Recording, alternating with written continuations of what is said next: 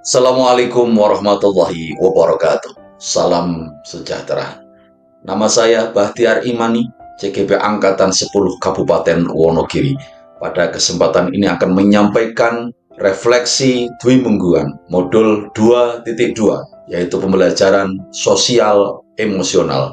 Sebagai fasilitator saya yaitu Bapak Pariyati, kemudian pengajar praktik saya yaitu Ibu Nurul Istiqomah.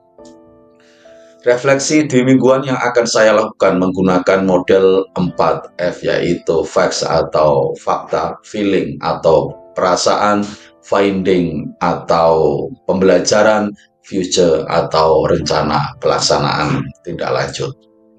Fakta yaitu peristiwa.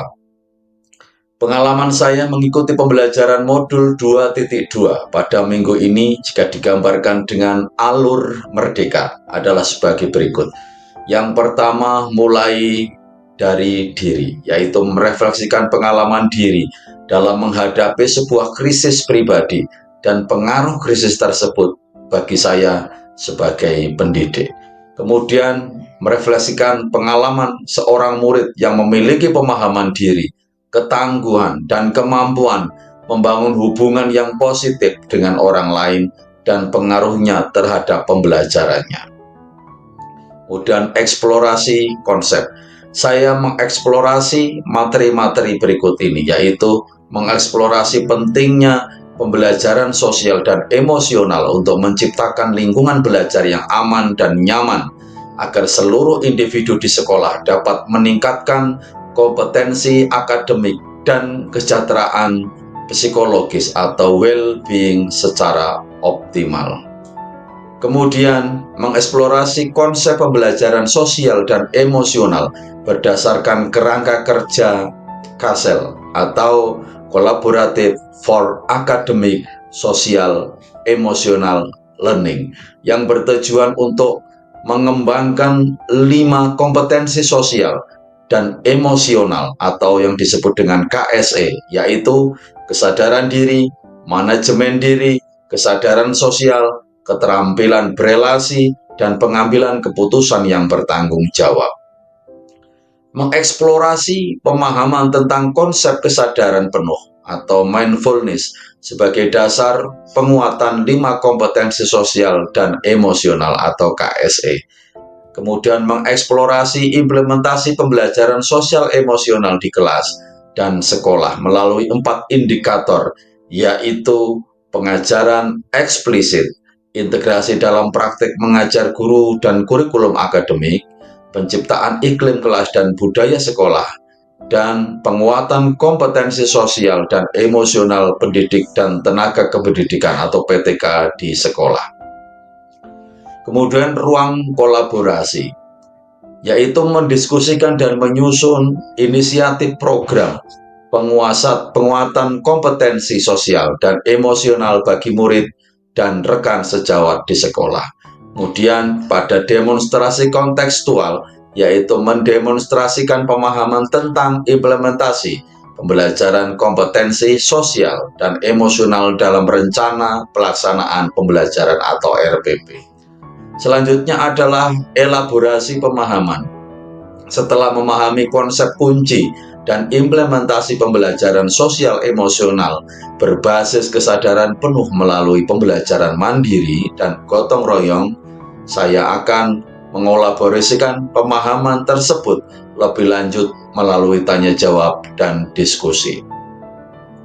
Kemudian adalah koneksi antar materi.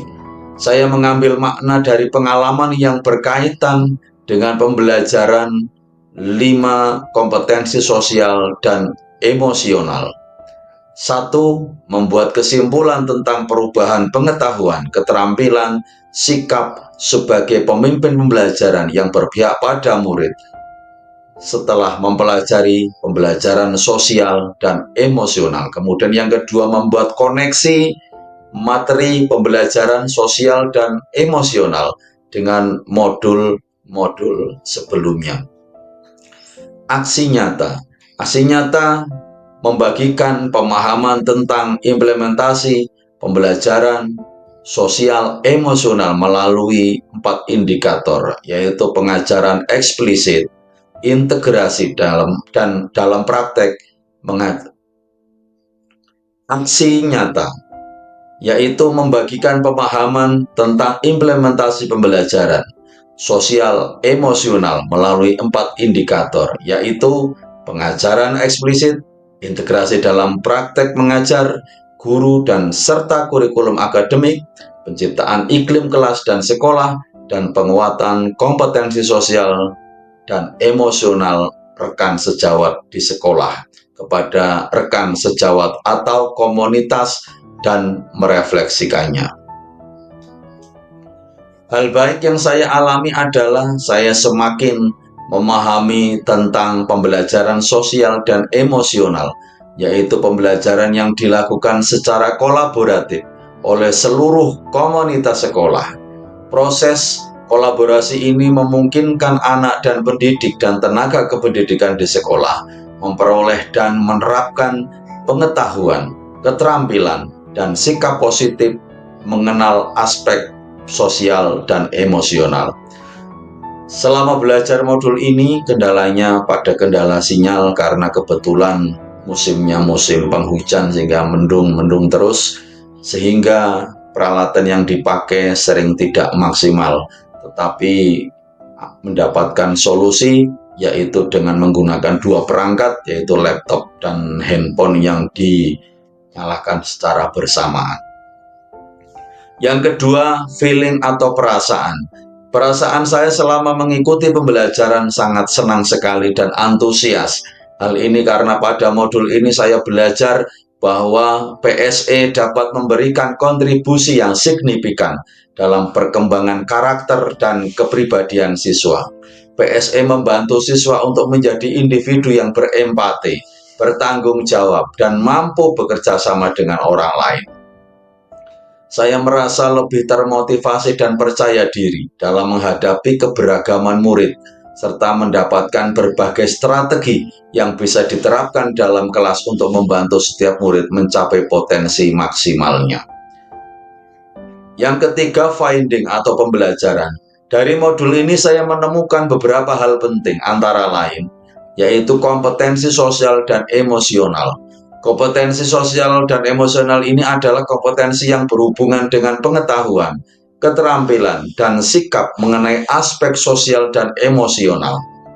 Ada 5 kompetensi sosial dan emosional, yaitu kesadaran diri, manajemen diri, kesadaran sosial, keterampilan berelasi, dan pengambilan keputusan yang bertanggung jawab. Kelima kompetensi sosial emosional ini ditemukan dalam program pengembangan anak dan remaja yang terbukti efektif untuk menumbuhkan kecerdasan emosional. Kemudian bentuk implementasi KSE, yaitu pengajaran eksplisit, integrasi, praktek mengajar guru dan kurikulum akademik, penciptaan iklim kelas, dan budaya sekolah. Dalam modul ini juga saya belajar tentang penguatan kompetensi sosial dan emosional pendidik dan tenaga kependidikan di sekolah, yaitu pendidik dan tenaga kependidikan memiliki kesempatan secara teratur untuk mengembangkan kompetensi sosial dan emosional dan budaya yang dimiliki, berkolaborasi satu sama lain, membangun hubungan saling percaya, dan memelihara komunitas yang erat.